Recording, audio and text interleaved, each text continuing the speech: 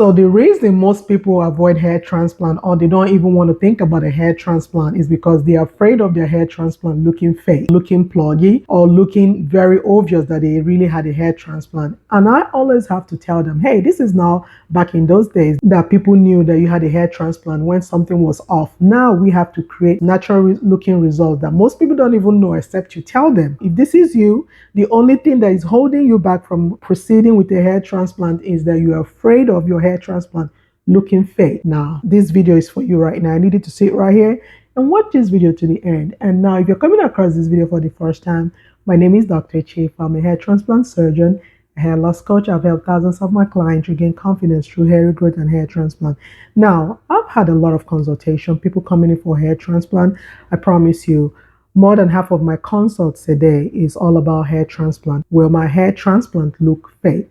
I'm afraid of my hair transplant looking fake. They try to ask it in different ways.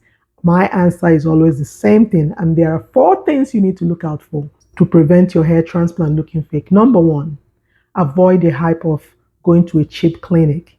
You need to avoid the hype of that. Cheap doesn't mean better results. Please avoid it. It is the number 1 thing you need to remember. If they tell you, just come in, this is the cost of the hair transplant, it's going to include your hotel, your feeding, everything, please avoid it.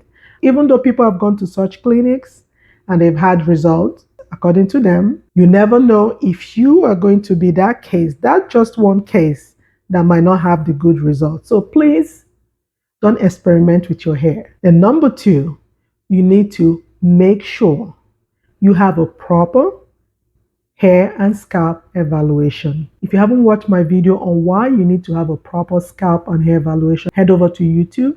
YouTube name is Dr. Echefu. I teach you simple tips and tricks on what to do before you go ahead with your hair transplant. Now, let me tell you something. Why will you let somebody touch your hair without properly assessing you, diagnosing you, giving your issue a diagnosis, then proceed with the hair transplant? It's almost like you're feeling ill and you're just taking all kinds of medication just to feel better. And that's what you're doing. So going for a hair transplant is actually treating your hair loss blindly. What if you have scarring and alopecia and you're just going for a hair transplant? And guess what? That hair transplant is going to make your hair loss worse. And that is the most common mistake I tend to see. And this leads to my next point, number 3. Are you on the appropriate medical treatment? So the issue is that hair transplant is just 1-day procedure, but hair loss is progressive. So you need that medical treatment to stop the progression of your hair loss, right? So when you go for hair transplant procedure without doing the appropriate thing, that is starting on the right medical treatment, guess what? There's going to be a line of demarcation, and there's going to be an obvious, not just a line, there's going to be an obvious line of demarcation from the transplanted area and your native hair. It's very important for you to go to a place that understands the benefit of medical treatment and not just only surgical treatment of hair loss. So that's very important. You need to avoid that costly mistake of not taking medical treatment. This leads to my final point. You need to set realistic expectation. What is realistic expectation? You cannot be 50 years old or 60 years old looking for a hairline of a 20-year-old. No, that doesn't work. It's going to cause over-harvesting of your grafts. Please avoid it because this is where people get it wrong. While you're chasing a perfect hairline, I always say there's nothing like a perfect hairline. There's only a natural looking hairline that's going to look good on you. Chasing that perfect hairline is what's going to get you into trouble. And also, when you're promised 4,000, 5,000 grafts, please don't do it.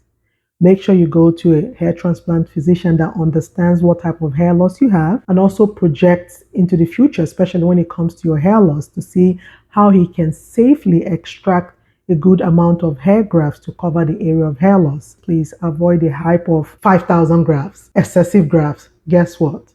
Even if they extract all those excessive grafts, that is not a guarantee that all of them will grow, especially if you've not done the right thing by having a proper scalp and hair evaluation.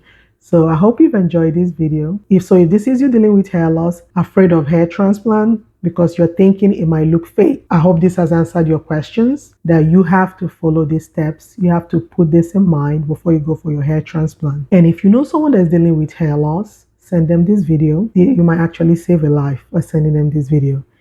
And if you want to know more about how to regrow your hair and go for hair transplant safely, head over to YouTube. YouTube name is Dr. Chefu. And until next time, stay safe. Bye bye.